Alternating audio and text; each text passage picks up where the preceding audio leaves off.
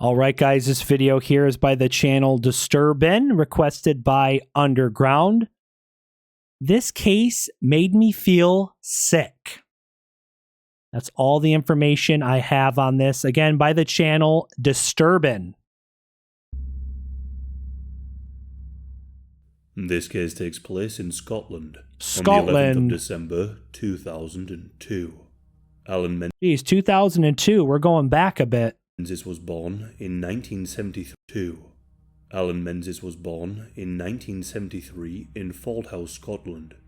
His childhood was marked by significant challenges, including bullying and social isolation. From an early age, Alan struggled to connect with his peers, finding himself literally friendless by the time he reached adolescence. This isolation, coupled with relentless bullying from his peers, contributed to a sense of alienation and disconnection from the world around him. As a social outcast, Alan became an easy target for torment and ridicule, further deepening the emotional scars of his former years.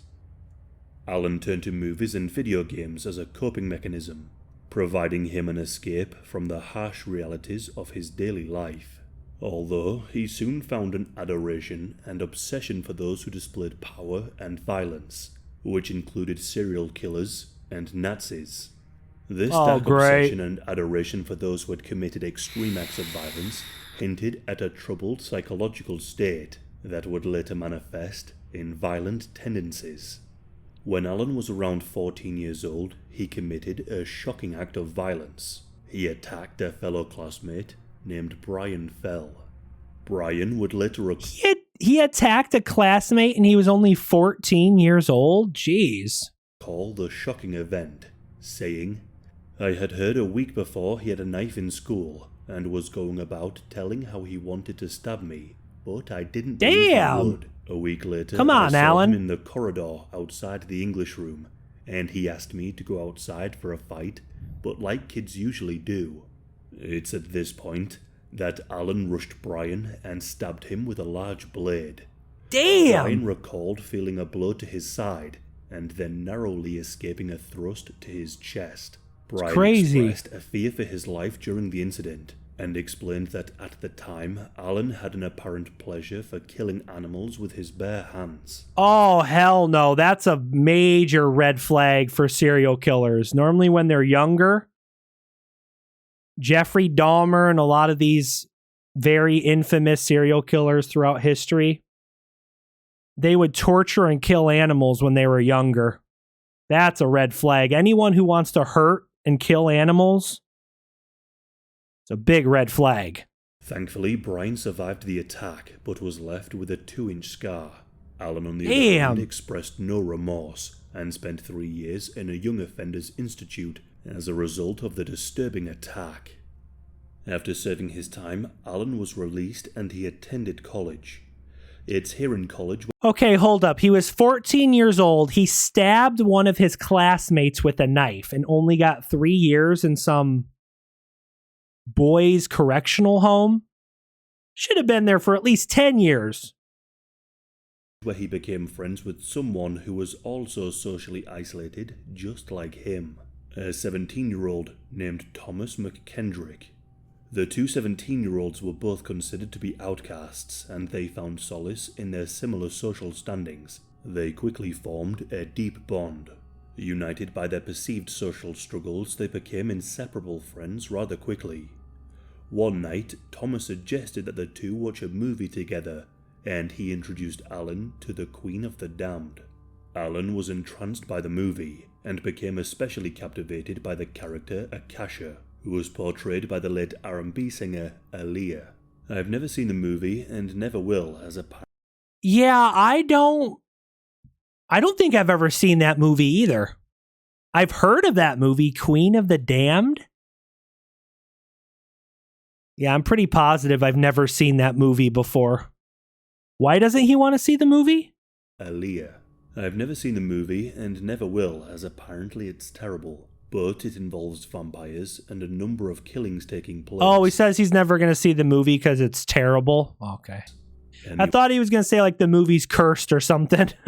Anyway, Alan borrowed the movie and watched it obsessively, sometimes multiple times a day. In just a few months, Jeez. he had watched the movie hundreds of times.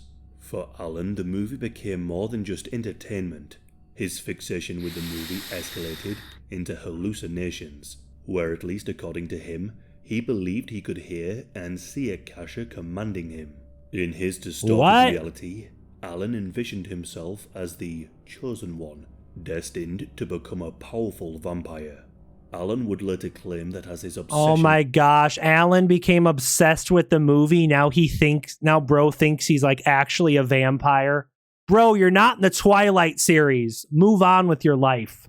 With the film deepened, so did his thirst for human blood. Oh gosh. In The Queen of the Damned, Akasha holds the key to eternal life, and Alan was convinced that by following her orders, he would ascend to a position of power and Bro, it's adoration. A movie. It's a freaking movie. It's not real. And reality became a blur.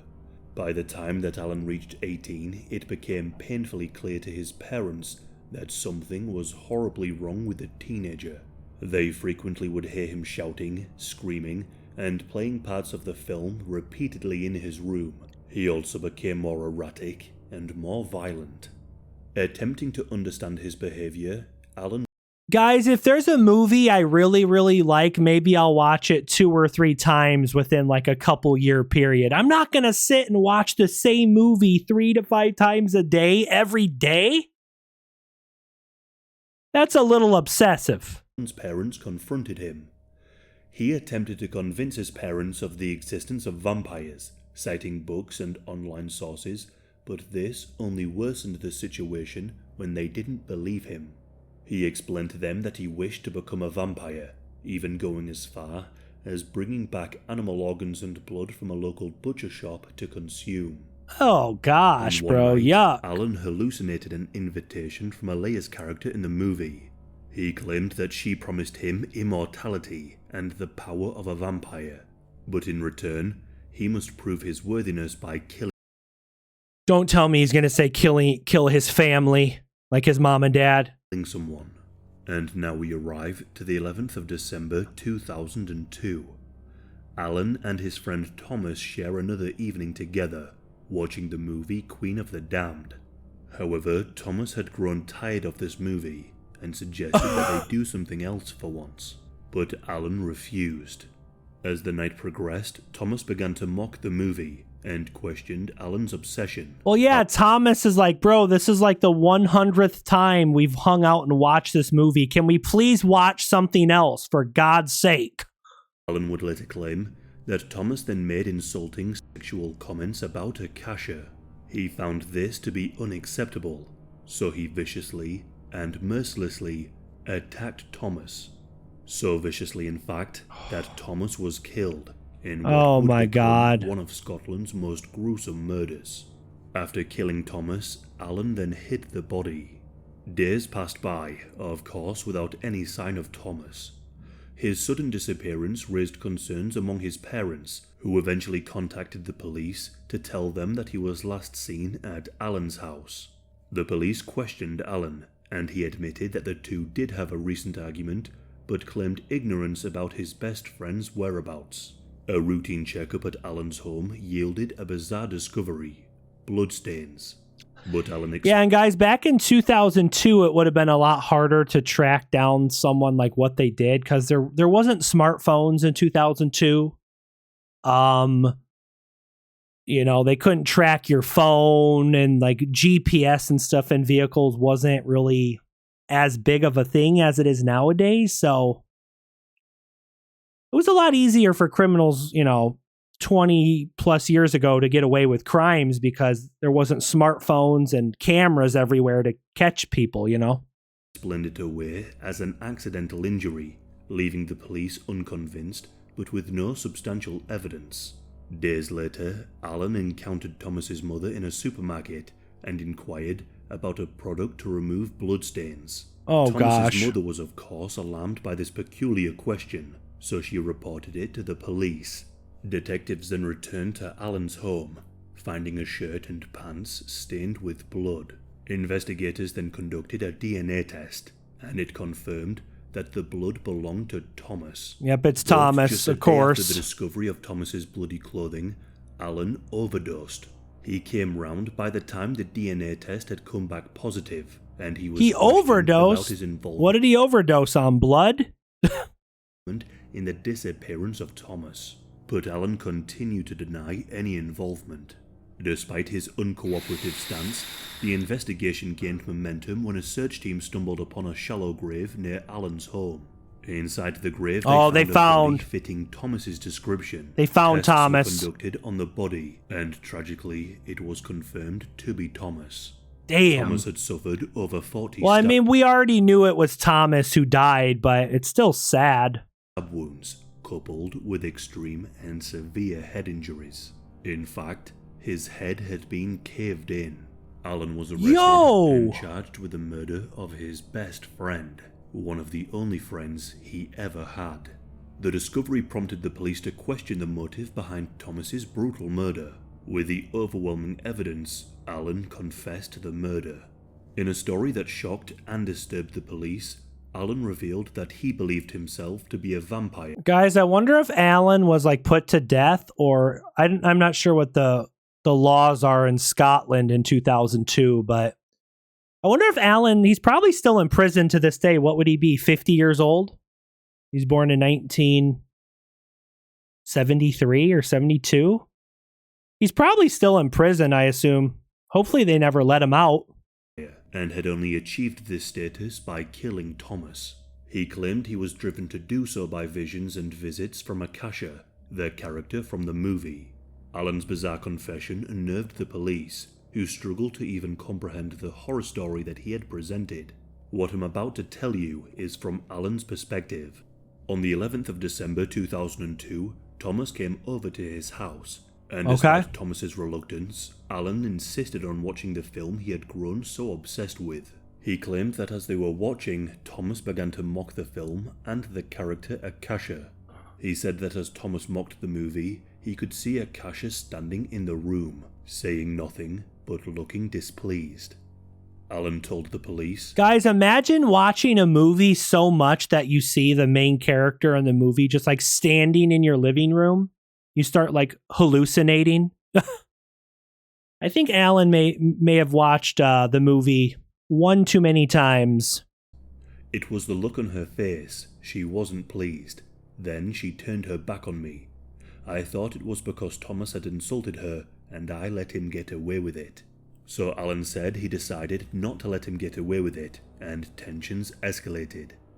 This led to Alan grabbing a knife and repeatedly stabbed Thomas in the face, shoulders, and neck. Damn! Despite the brutal attack, that's a terrible way to die. Thomas managed to escape temporarily, but Alan pursued him, armed with a hammer.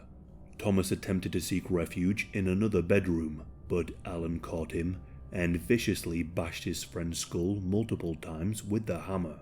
The frenzied attack resulted in approximately 40 stab wounds, and Thomas's skull being shattered into several fragments. Oh my Alan God. claimed that his hallucination of Akasha was pleased with his kill, justifying the murder because Thomas had made fun of her. Alan then positioned Thomas's body and made an incision in his neck and collected some of the blood in a cup. Of course he did. After collecting a large amount, Alan put the cup to his lips and consumed the blood. Of Now, his own left me friend? feeling extremely uneasy. As I said before, Thomas's skull had been broken into several fragments. Alan took one of these fragments and placed it into his mouth. He then proceeded to crunch on it and swallowed the bone. Alan disposed of Thomas's body. Jay Franks, thanks for subscribing. Guys, I don't think you're supposed to eat bone. Yeah, I'm pretty sure you're not supposed to eat bone. Oh, yuck. By placing him inside a wheelie bin and wheeling him into the woods. This guy is freaking crazy. Alan felt no remorse, stating, "I knew I had to murder somebody.